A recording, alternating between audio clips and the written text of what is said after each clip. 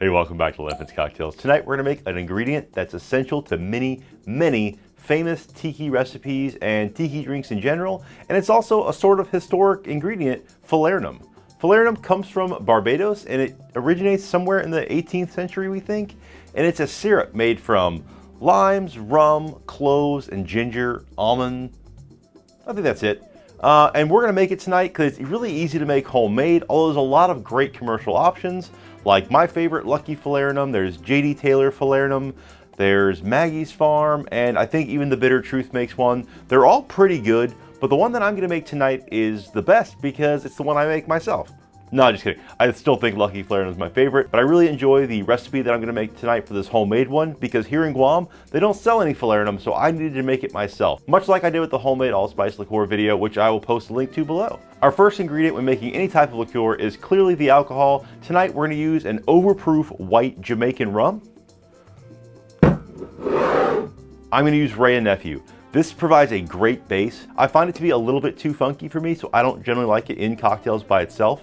But for this infusion, it actually makes a great base and a great starter for it because we're gonna put a lot of stuff into it and you need that high alcohol percentage to help infuse all of it and really draw those flavors out. We're also gonna use some fresh lime. We're gonna use some clove, and then we have some almonds and ginger. So with all those ingredients, I started making this a few weeks ago, so it'll be ready for this video tonight, and now I'm gonna walk you through how I did that. All right, first up, we're gonna take about 3 ounces of slivered almonds, mix them up in the jar, 12 whole cloves. Then we're gonna do 6 ounces of our overproof rum.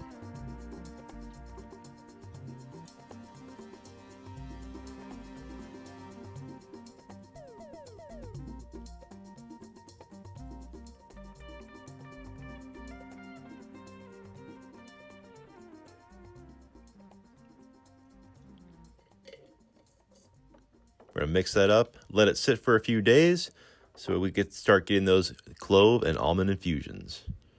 Then we're gonna take some ginger, fresh of course, peel about 1.5 ounces worth of ginger. I like to use a potato peeler because it makes, or a vegetable peeler because it just makes it a lot easier and simpler, and I get a thinner ginger which is, kind of infuses into the mixture a lot better.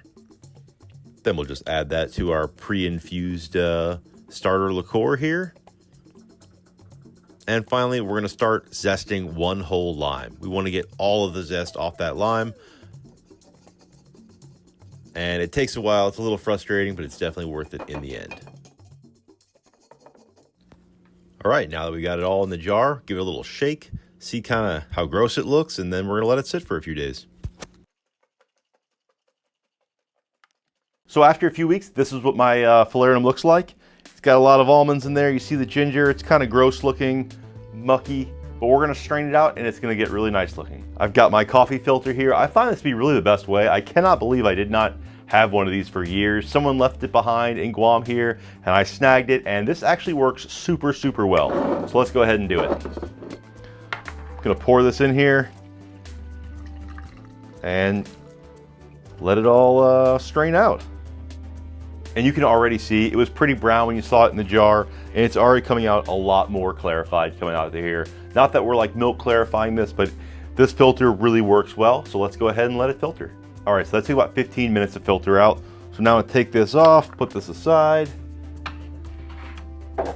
And because I don't have like a full size measuring cup, I'm gonna measure out how much product I actually got out of this. Hoping quite a bit. 4.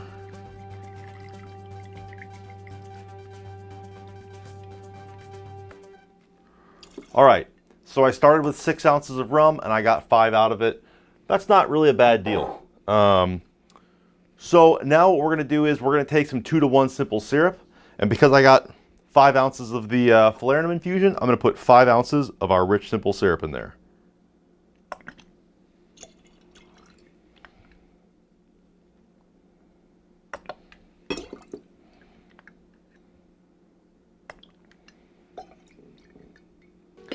Gonna close that up. Give it a nice little shake. Get it all mixed up in there. It's actually a lot darker than the first time I made this for my trial. Before it was actually almost clear. Now it's got some color to it now. And I think that may be because I let it infuse for a little bit longer and I toasted my almonds beforehand so I could get the most almondy flavor out of it as possible. Just gonna pour a little bit here. I mean, it smells really nice on the nose, honestly. It's got all that almondy smell. There's some clove in the background, a big ginger, and some lime taste smell as well. Oh, ooh. The ginger actually pops out a lot better than I had hoped for. It really comes back, and then you have that nuttiness from the almond and the clove popping in.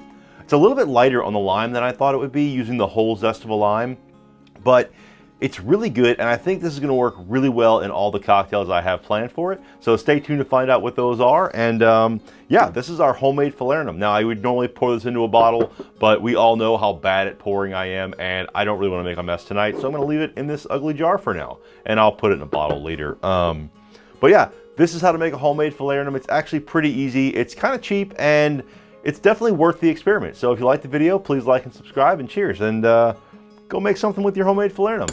Let me know. See you next time.